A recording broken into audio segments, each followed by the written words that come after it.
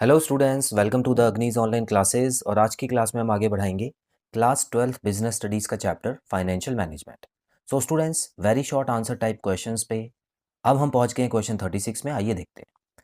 State how growth prospects affect the working capital requirement of a company. तो students, question में सीधा पूछा हुआ है कि अगर कोई कंपनी ग्रो करना चाहती है, ठीक है, अपने बिजनेस को आगे बढ़ाना चाहती है, तो उसको किस तरीके की वर्किंग कैपिटल रिक्वायरमेंट चाहिए होगी। सो स्टूडेंट्स, हमेशा याद रखिएगा कि जो कंपनी फ्यूचर ग्रो करना चाहती है तो जाहिर सी बात है कि उसको ज़्यादा वर्किंग कैपिटल की ज़रूरत पड़ेगी। ऐसा क्यों? क्योंकि हो सकता है कि उसको आगे ब्रांचेस खोलनी हो और उसका जो प्रोडक्शन साइकिल है वो धीरे धीरे बढ़ता जाएगा, क्योंकि उसको सप्लाई करनी होगी ज़्यादा एरिया में। ठीक है।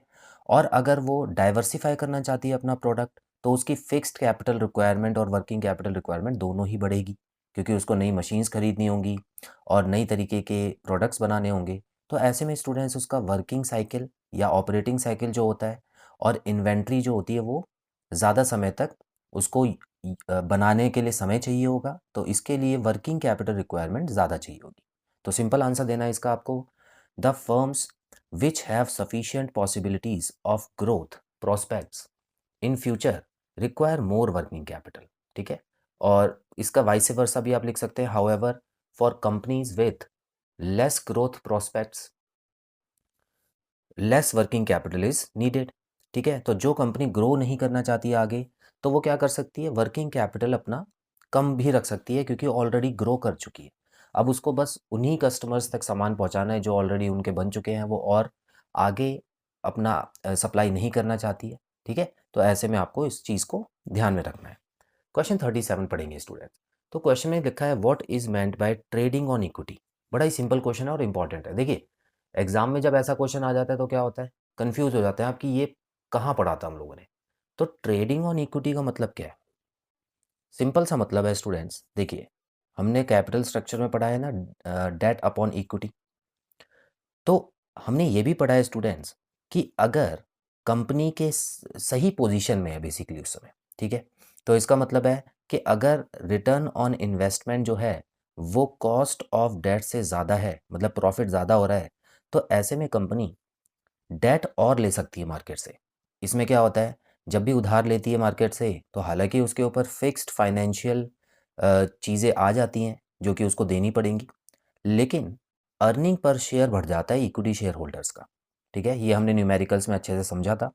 तो ट्रेडिंग ऑन इक्विटी इसी को बोलते हैं कि जब हम डेट के थ्रू, डेट की हेल्प से जब अर्निंग पर शेयर बढ़ाने की कोशिश करें, वही ट्रेडिंग ऑन इक्विटी होता है। लेकिन ये सिर्फ इसी केस में होगा। अगर केस उल्टा पड़ जाता है, कॉस्ट ऑफ डेट ज़्यादा हो जाता है, मतलब उधार का जो चार्ज है वो ज़्यादा हो रहा है, तो ऐसे में स्टूडेंट्स ये करना सही नहीं होता, क्योंकि उसमें अर्निंग पर शेयर कम होता जाता है। तो आइए देख लेते हैं इसको। Trading on equity means increase in profit earn by the equity share holders due to the presence of fixed financial charges. तो फिक्स्ड फाइनेंशियल चार्जेस से कहाँ इशारा है? डेट। ठीक है। तो डेट में ही फिक्स्ड फाइनेंशियल चार्ज होता है। तो जब हम डेट देते हैं, लेकिन डेट देने का फ़ायदा क्या हो जाता है स्टूडेंट्स? एक तो डेट देने से जितना अमाउंट डेट का बनता है, इंटरेस्ट जो बनता है, वो प्रॉफिट में से पहले कटता है, और उसके बाद जो बचा हुआ अमाउंट होता है उस पे टैक्स लगता है। तो यहाँ पर थोड़ा बहुत अर्निंग पर शेयर में फ़ायदा हो जाता है। ये मैंने अच्छे से एक्सप्लेन किया था जब ये वाली क्लास मैंने ली थी स्टूडेंट्स।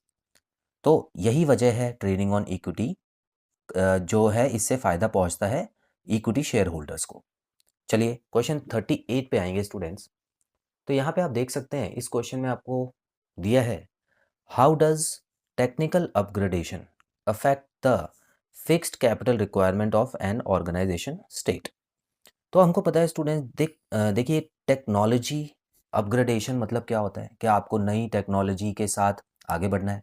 अब उसमें हो सकता है आपको नई मशीन्स लेनी पड़े, या नए टेक्नोलॉजी के लिए नए इंस्ट्रूमेंट्स होते हैं जो आपको लेने पड़ सकते हैं।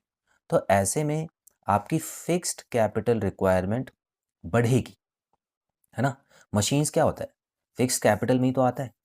तो सीधी सी बात है, जब टेक्नोलॉजी आ गई है, आपके सारे कॉम्पिटिटर्स जो हैं नई नई टेक्नोलॉजी से काम कर रहे हैं, तो आप नहीं, अगर आप बिजनेस में सर्वाइव करना चाहते हैं तो आपको भी नई टेक्नोलॉजी लेनी ही पड़ेगी। तो ऐसे में स्टूडेंट्स आपकी फिक्स्ड कैपिटल रिक्वायरमेंट बढ़ेगी। तो इसका आंसर यही हो गया।